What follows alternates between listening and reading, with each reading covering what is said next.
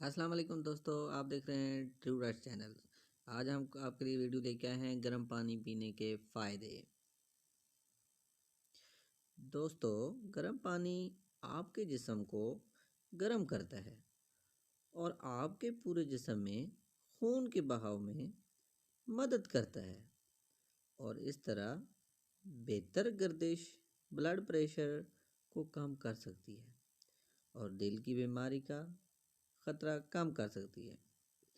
1 या 2 कप गर्म पानी पीना आपके बेहतर बहाव का एक आसान तरीका है।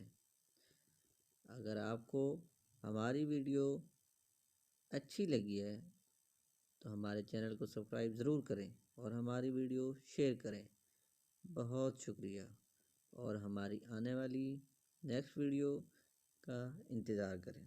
हमारा चैनल ज़रूर सब्सक्राइब करें ताकि हमारी आने वाली वीडियो सबसे पहले आपको मिले।